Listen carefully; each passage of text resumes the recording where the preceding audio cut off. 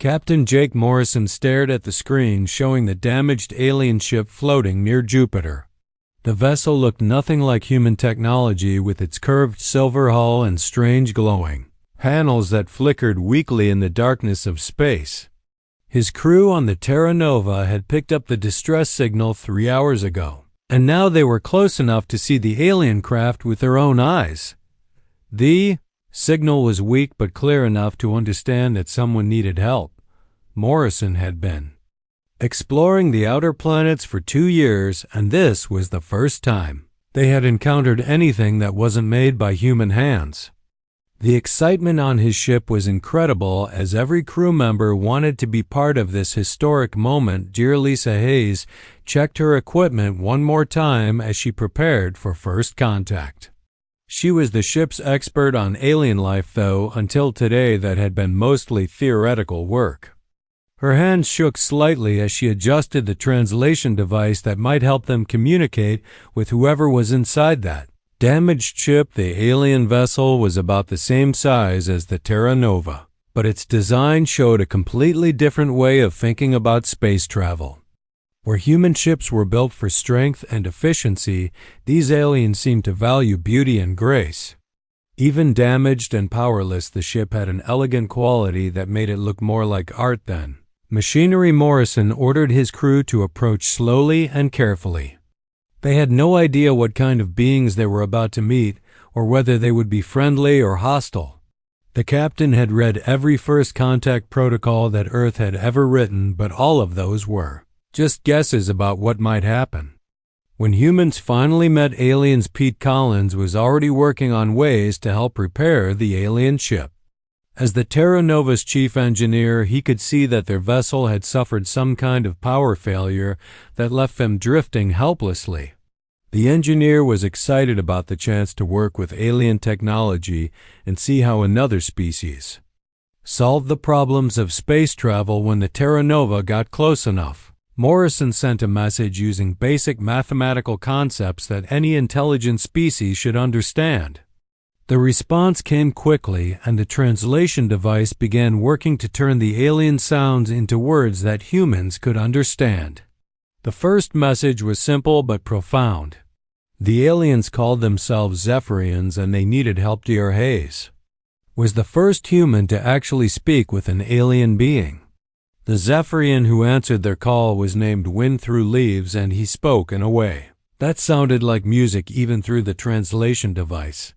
He explained that their ship's power core had failed and they were slowly losing life support.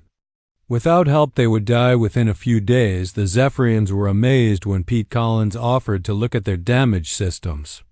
They had been drifting for weeks, and their own engineers had given up hope of fixing the power core. The alien technology was far more advanced than anything humans had built, but it was also much more complex and delicate than human machines. Collins worked for 12 hours straight studying the alien power systems and learning how they functioned.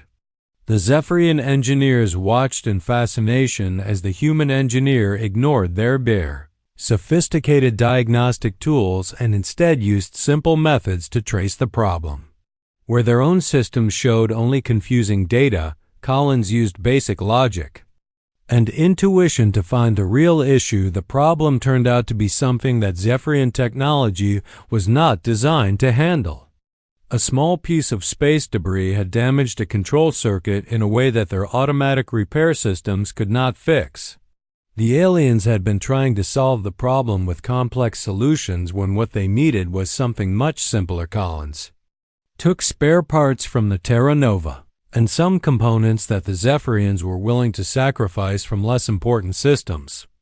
Working with simple tools and basic engineering principles, he built a bypass that restored power to their ship. The Zephyrians were amazed that such a crude solution could work where their advanced technology had failed. Wind Through Leaves thanked the humans with what seemed like genuine emotion.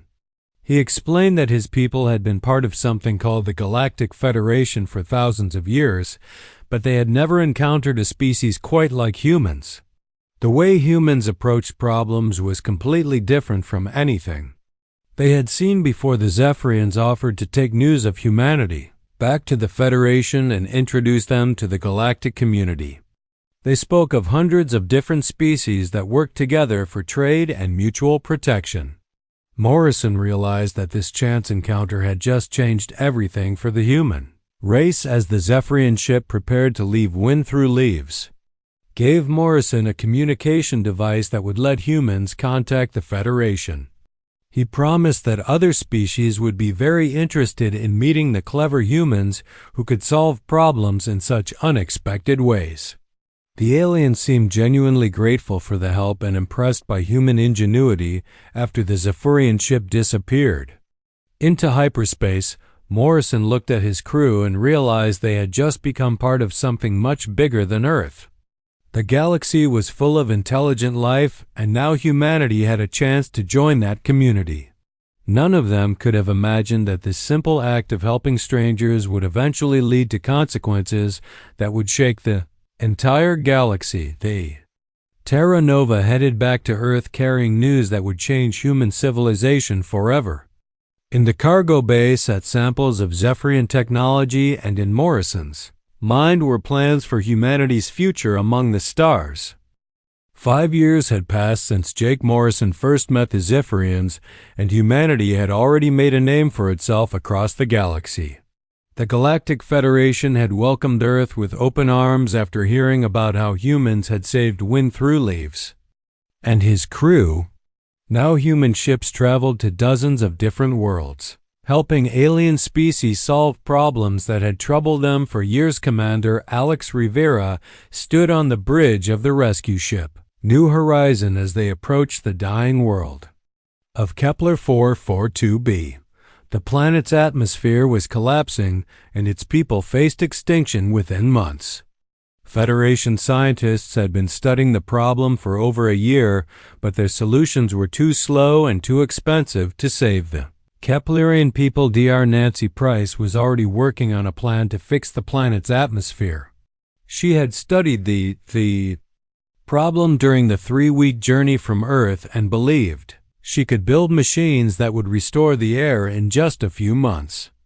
The Zephyrians had told her it was impossible, but Price had learned that humans often succeeded where other species failed. The Keplerian government met them at the capital city, which sat under a protective dome to keep out the poisoned air. Prime Minister Stonewalker was a tall gray being with large eyes that showed deep sadness. His people had been struggling with this disaster for decades, and many had already died from the toxic atmosphere. Price explained her plan to build atmospheric processors that would clean the air and restore the planet's natural balance. The machines would be much simpler than what Federation scientists had proposed, but they would work faster and cost much less.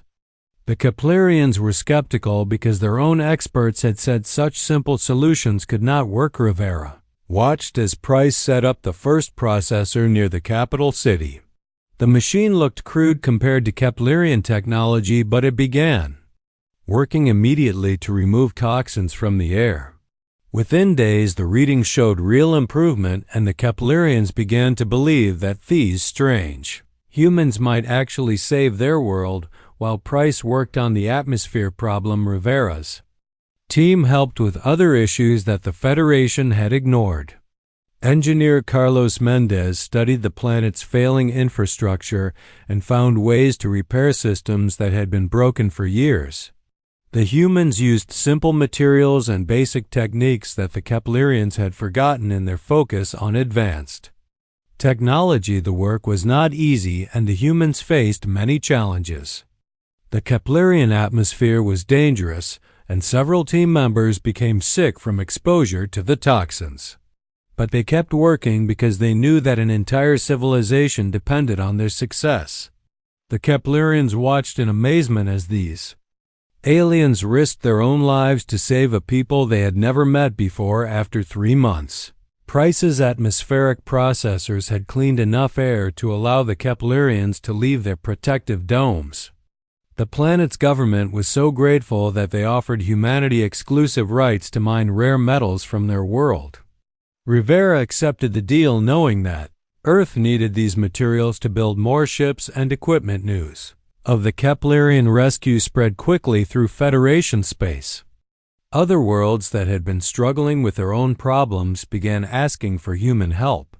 The aquatic Nereidans could not mine the deep ocean floors of their world and had been slowly running out of resources.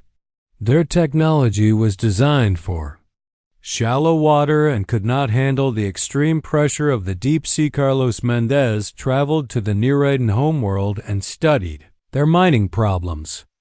The aliens had been using complex robotic systems that kept breaking down under pressure. Mendez designed much simpler equipment that could withstand the crushing depths and extract more resources than the old machines ever could. The Nereidans were amazed at how quickly Mendez solved problems that had troubled them for generations. His designs used basic mechanical principles instead of delicate electronics, and they worked perfectly in the harsh deep-sea environment. The grateful Nereidans signed agreements giving human companies the right to help with mining operations across their territory. Colonel Rick Barnes was called to help the insectoid Mantari who lived in constant fear of asteroid impacts. Their homeworld was located in a dangerous part of space where large rocks frequently threatened their cities. Federation defense experts had proposed building massive shield generators, but the cost was enormous, and the project would take decades to complete. Barnes studied the Mantari situation and came up with a much simpler solution. Instead of trying to stop asteroids, he designed a network of small missiles that could break up incoming rocks before they became dangerous. The system was cheap to build and could be deployed quickly using technology that the Mantari already possessed. The Mantari were so impressed with Barnes's solution that they asked him to help design defenses for other Mantari worlds. Soon human military advisors were working throughout Mantari space, teaching them how to protect themselves from threats that had terrified them for centuries. Senator Kate Phillips watched these successes from Earth and realized that humanity had found something special in the galaxy. While other Federation species seemed stuck in their old ways of thinking, humans were able to see new solutions to ancient problems. She began pushing for expanded human involvement in galactic affairs. The Federation Council praised humanity's generous spirit and willingness to help others without asking for anything in return. They did not realize that each successful mission gave humans more influence and more resources.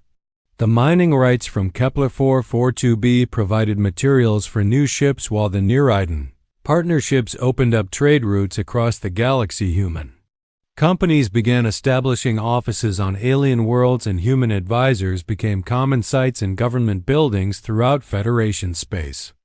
The aliens welcomed this help because humans had proven they could solve problems that no one else could handle.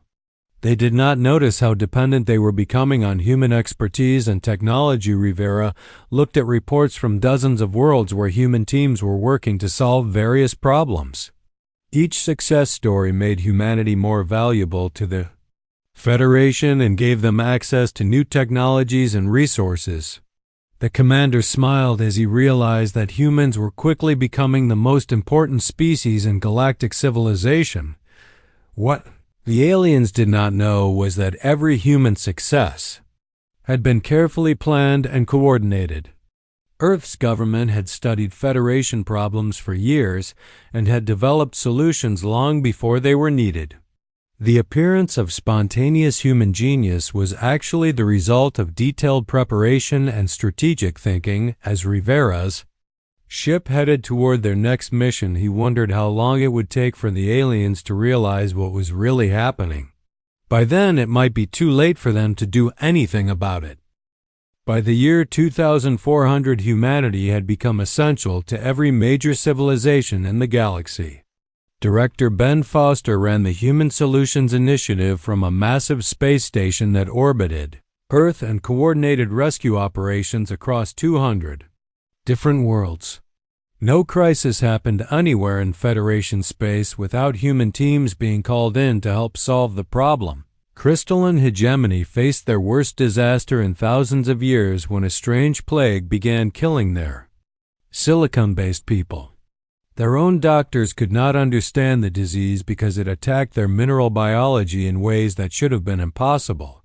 The plague spread quickly through their crystal cities and millions of crystalline beings began dying. Dr. Amy Chun arrived at the hegemony capital with a team of human biochemists who had studied silicon-based lifeforms for years. The crystalline doctors were amazed that organic beings like humans could understand their mineral biology better than they understood it themselves. Chun's team worked day and night to analyze the plague and find a cure. The disease was unlike anything the crystalline people had seen before. It seemed to target specific crystal formations in their bodies and turn them into a different type of mineral that could not support life. Chun realized that this was not a natural plague, but something that had been designed to attack crystalline biology. Working with materials that humans had brought from Earth, Chun developed a treatment that not only stopped the plague but actually made the crystalline people stronger than before. The cure enhanced their natural crystal growth and gave them new abilities they had never possessed. The grateful hegemony signed exclusive defense contracts with human military companies. Robotic Mechanist Collective faced a different kind of crisis when their computer networks began failing across dozens of worlds. The robots had built their civilization on interconnected systems that shared information instantly across vast distances. When the networks started breaking down, their entire society began falling apart. Kevin Wright was a human programmer who specialized in artificial intelligence systems. He studied the Mechanist networks and found that their code had become too complex for even their own maintenance systems to handle. The robots had been adding new features for centuries without cleaning up old programming, and now their networks were choking on their own complexity. Wright spent months simplifying the Mechanist code and rebuilding their networks from the ground up. His new programming was much more efficient than the old systems and gave the robots capabilities they had never dreamed of. But the new code required constant human oversight to function properly, and the Mechanists became completely dependent on human programmers. Admiral Sue Parker commanded the largest fleet in Federation history, with ships from dozens of different species all working together under human leadership.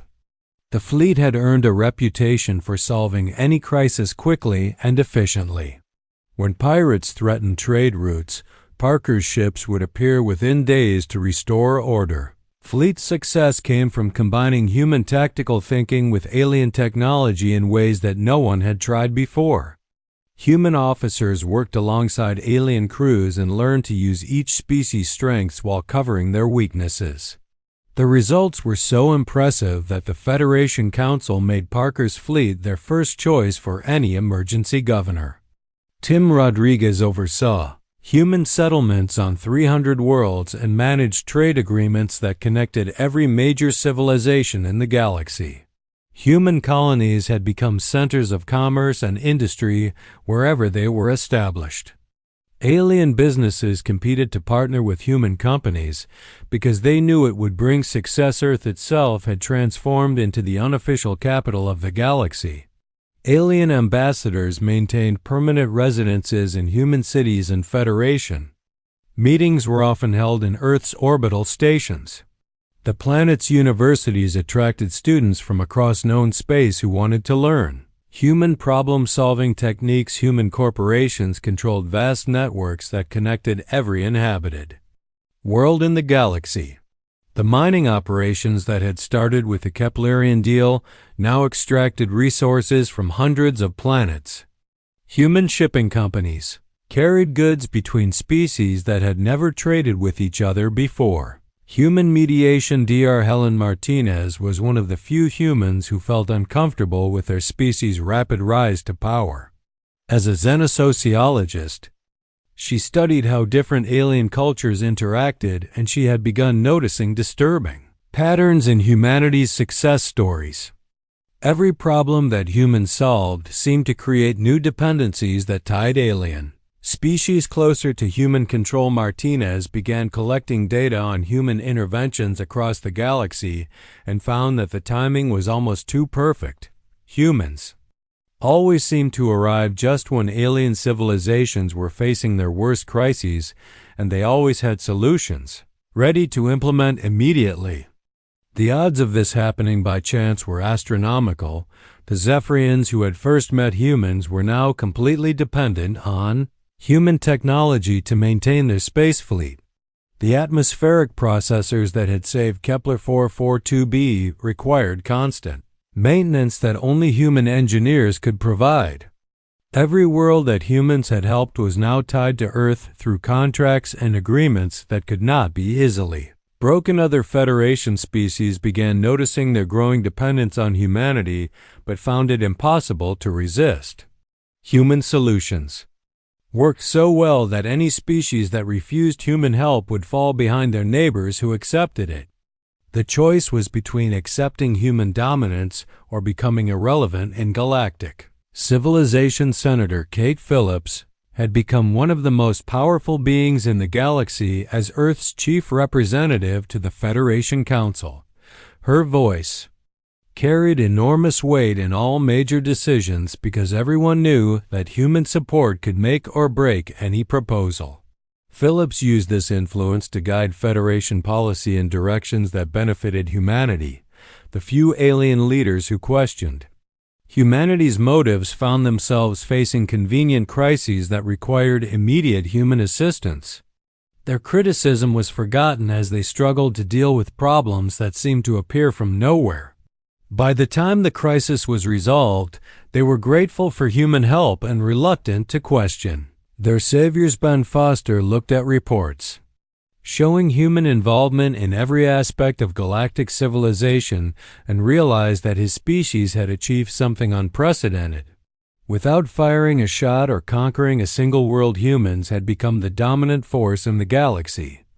Every other species now depended on human expertise to maintain their own civilizations. Most remarkable thing was that the aliens seemed genuinely grateful for human dominance.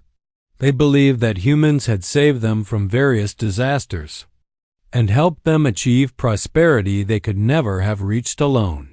The idea that humans might have orchestrated many of these crises never occurred to most alien leaders. Foster smiled as he approved funding for new human colonies and expansion projects. The galaxy was becoming exactly what humanity had planned it to be from the moment they first met the Zephyrians.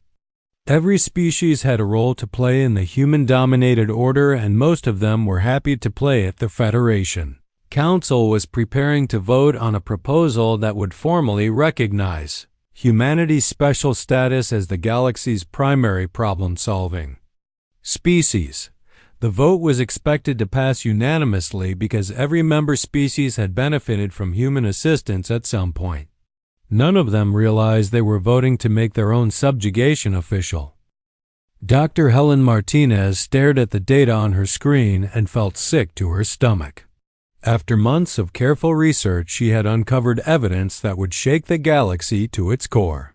The crises that had made humanity famous throughout Federation space had not been accidents or natural disasters. They had been carefully planned and executed by humans themselves. Her investigation had started with simple curiosity about the timing of human interventions. Martinez had noticed that humans always seemed to arrive at exactly the right moment with perfect solutions ready to implement. The mathematical probability of this happening by chance was so small that it had to be impossible working in secret. Martinez had analyzed every major human success story from the past 20 years. The Zephyrian engine failure that started everything contained traces of technology that would not be invented for another 5 years after the incident. The Keplerian atmospheric crisis had been accelerated by industrial pollutants that matched no known Federation technology. The data led Martinez to discover a shadow organization within human space called the Hegemony Project. This group operated in complete secrecy and seemed to have unlimited resources and authority. Their goal was simple but terrifying.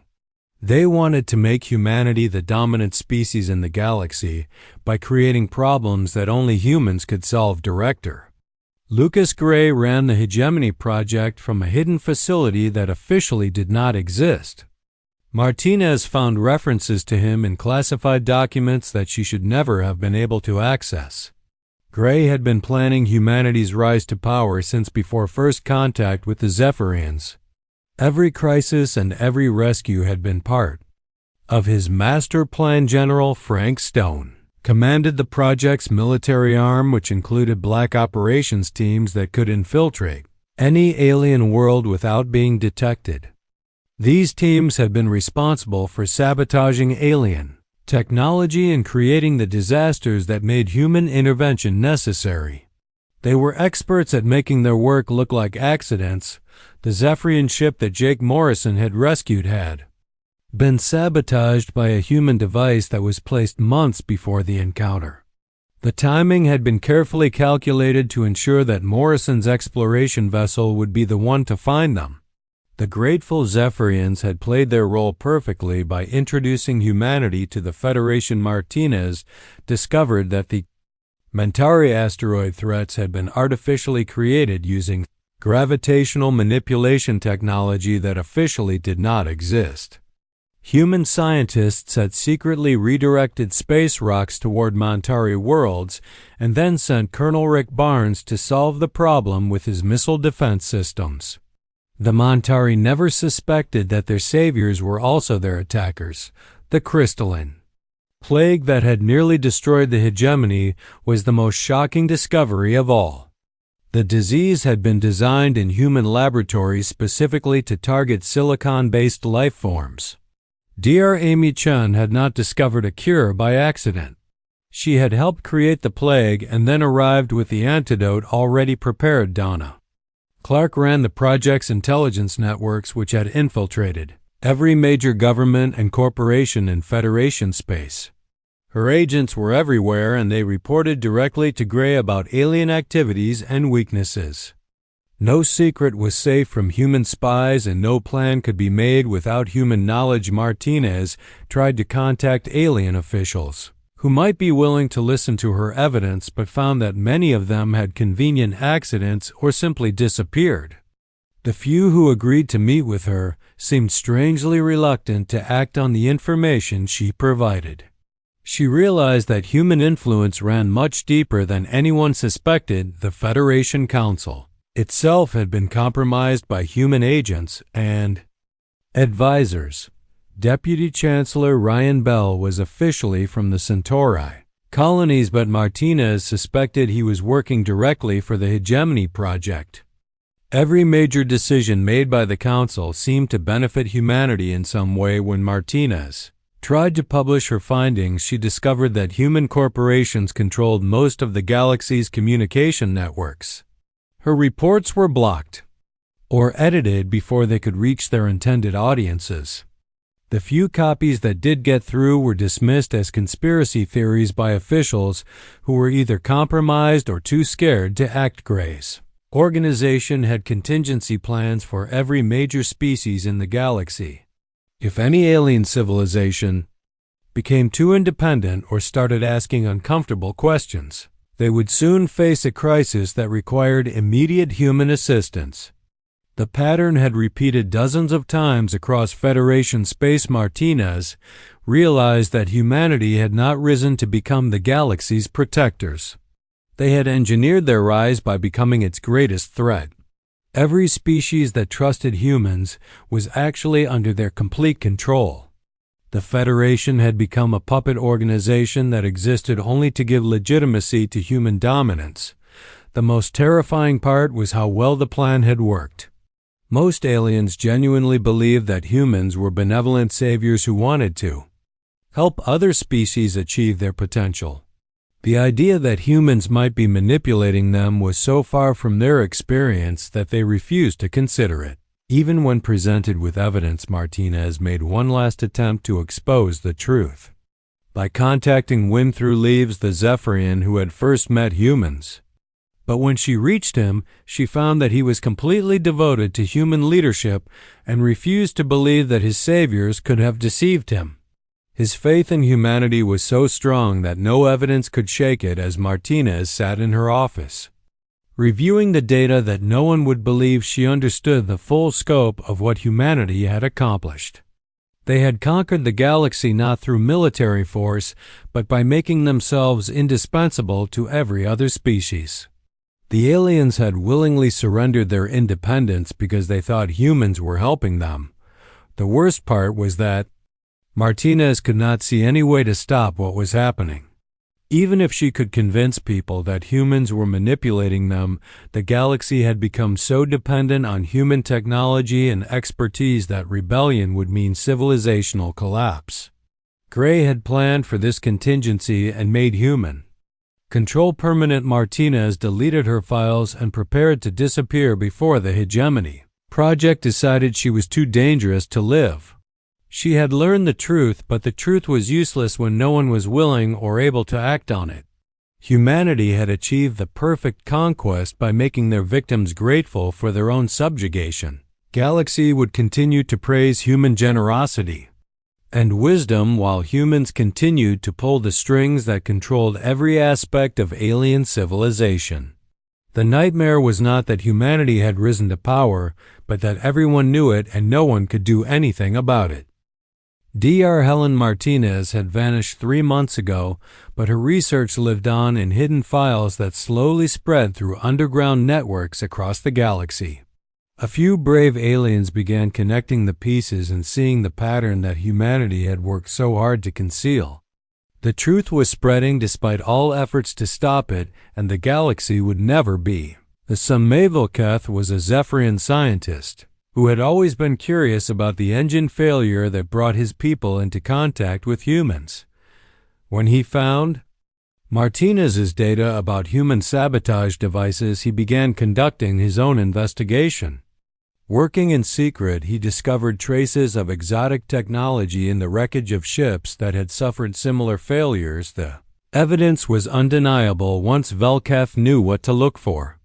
The metal fragments contained isotopes that could only be produced by human manufacturing processes.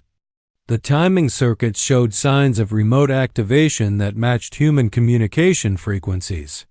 His own people's first contact with humanity had been based on Alishard 9 was a crystalline researcher who had survived the plague that nearly destroyed her people. She had always wondered why the disease seemed so perfectly designed to attack their biology. Martinez's files led her to analyze tissue samples that had been stored during the outbreak, and she found artificial genetic markers that proved that plague was not natural. The discovery filled Shard 9 with rage and despair. Her people had lost millions of lives to a disease that humans had created in their laboratories. The cure that had saved them was not a miracle of human medicine, but simply the antidote to human poison. Everything her people believed about their human saviors was a lie word. Of these discoveries spread through hidden channels as more aliens began investigating their own crisis histories. The Neridans found evidence that their deep-sea mining equipment had been deliberately sabotaged to create the problems that humans later solved. The Montari discovered gravitational anomalies that proved their asteroid threats had been artificially created. The first anti-human resistance movement in galactic history began forming as species that had once worshipped humanity started to see them as parasitic manipulators. But the resistance faced an impossible problem. 20 years of human assistance had made alien civilizations completely dependent on human technology and expertise. The Neridans tried to break their mining contracts with human corporations, but discovered that doing so would collapse their entire economy. Human technology was so deeply integrated into their industrial systems that removing it would cause massive unemployment and social chaos. They were trapped by their own dependents. Human administrator Paul Jackson declared martial law on 17 worlds that were experiencing anti-human protests. He claimed that outside agitators were trying to destroy the peaceful cooperation between humans and aliens. The crisis gave him the perfect excuse to deploy human peacekeeping forces to maintain order. Colonel Lisa Wright commanded the pacification operations that restored calm to the rebellious worlds. Her forces used non-lethal crowd control methods that left protesters helpless but unharmed. The careful restraint maintained humanity's image as benevolent protectors who only used force when absolutely necessary to preserve peace. The resistance tried desperately to develop alternatives to human technology but found that decades of dependence had destroyed their own innovative capabilities. Their scientists had become so used to relying on human solutions that they had forgotten how to solve problems independently. The skills needed for true independence had been lost. Dr. Amy Chun's medical patents were so deeply embedded in alien healthcare systems that removing them would cause millions of deaths across the galaxy. Hospitals on hundreds of worlds depended on human pharmaceutical knowledge to treat basic diseases. Even species that wanted to rebel against humanity could not afford to lose access to human medicine. Kevin Wright's programming updates had become essential to the basic infrastructure of robotic civilizations. The Mechanist Collective tried to develop their own software, but found that their systems were so dependent on human code that independence was impossible. They were prisoners of their own technology. The resistance movements tried to coordinate their efforts but discovered that human intelligence networks monitored all communication channels. Donna Clark's agents were everywhere, and they reported on alien activities before the aliens themselves knew what they were planning.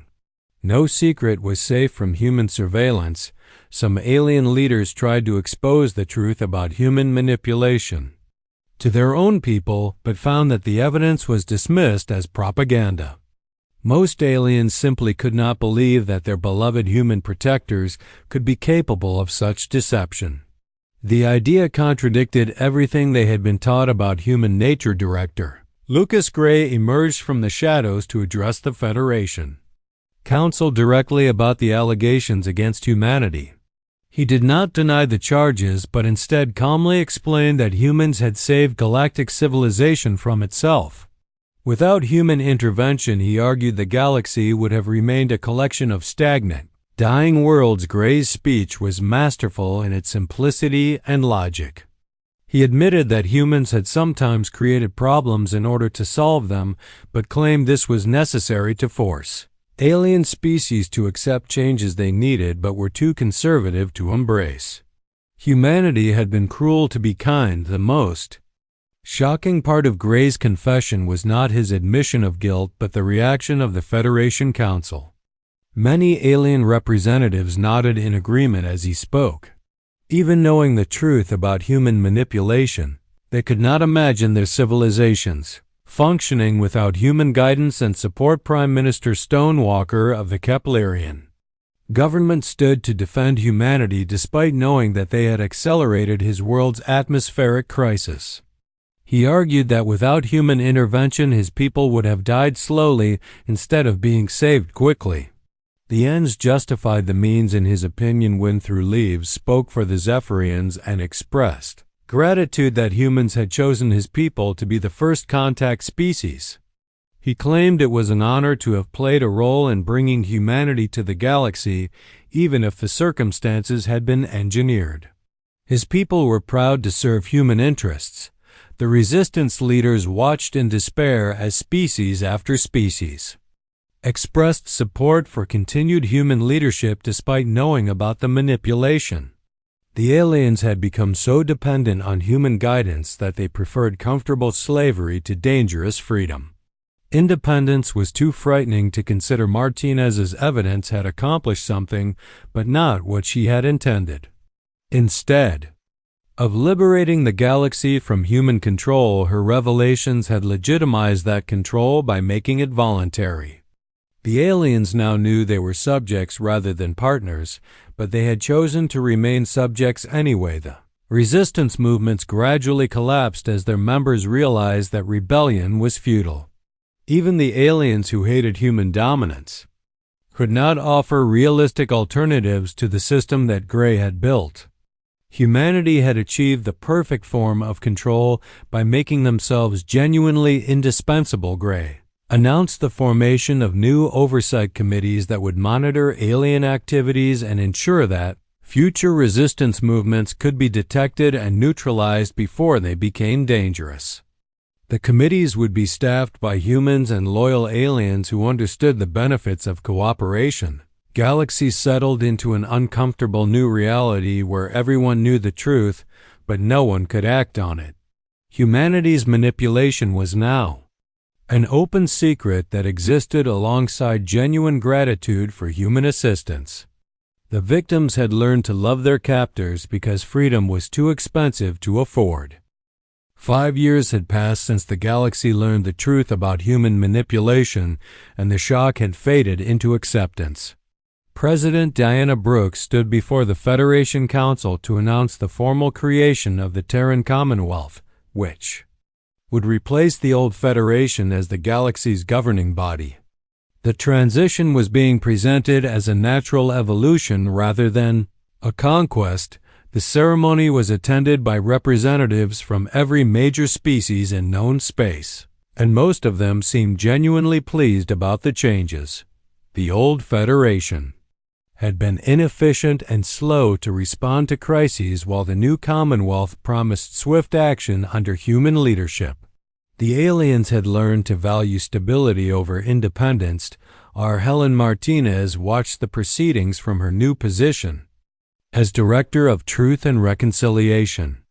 Her department helped alien species understand and accept their role in the human-dominated galaxy. The irony was not lost on her that she had become part of the system she had once tried to expose, but the alternative was chaos. The Commonwealth's new constitution officially recognized humanity's special role as the galaxy's problem-solving species. Other races were given important positions in government and industry, but always under human oversight. The document made human dominance legal and permanent while pretending to preserve alien dignity. Brooks explained that the Commonwealth would maintain the illusion of alien independence while ensuring that all major decisions were made by humans. Local governments could handle routine matters, but anything involving trade, military affairs, or technology would require human approval. The system was designed to prevent any species from becoming truly independent.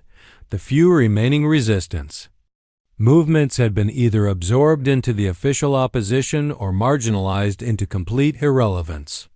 The Commonwealth allowed controlled dissent as long as it did not threaten human authority.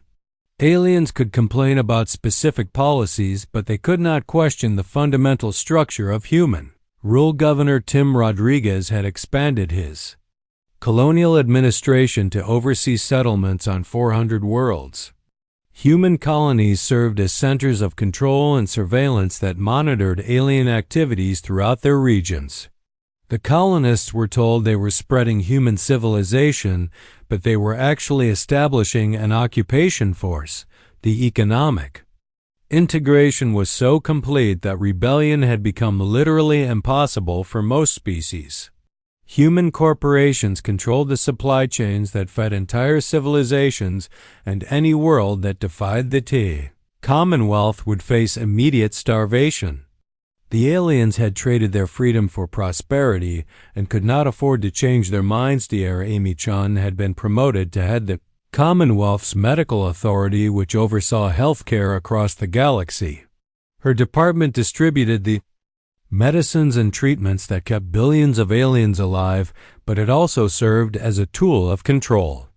Species that caused trouble might find their medical supplies delayed or reduced. Kevin Wright's programming networks had evolved into a galaxy-wide surveillance system that monitored all digital communications. The Commonwealth claimed this was necessary to prevent terrorism and crime, but everyone knew it was really about maintaining human control. Privacy had become a luxury that only humans could afford. The educational systems on alien worlds now taught revised histories that portrayed human intervention as natural and beneficial. Children learned that their species had been stagnant and dying before humans arrived to save them. The idea that aliens had once been independent was presented as a primitive myth when Throughleaves had become the Commonwealth's chief alien advisor, and he spent his time convincing other species to embrace human leadership. His speeches about the benefits of cooperation were broadcast throughout Federation space, and he had become the most famous alien in the galaxy. His transformation from independent explorer to human collaborator was complete.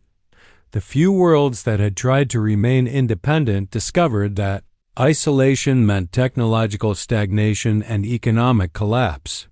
They watched their neighbors prosper under human guidance while they struggled with problems that the Commonwealth could easily solve. One by one they requested membership and accepted. Human administrators Commander Sarah Morrison commanded the newest and largest fleet in Commonwealth history as she patrolled the outer regions of known space. Her ships carried the most advanced technology in the galaxy, and her crews were trained to handle any crisis that might threaten the human order. The fleet was a symbol of human power that reminded everyone who was really in charge the Commonwealth had established first contact protocols that ensured any new species would be introduced to human dominance gradually and carefully. Teams of anthropologists and psychologists studied each new civilization to determine the best way to make them dependent on human assistance.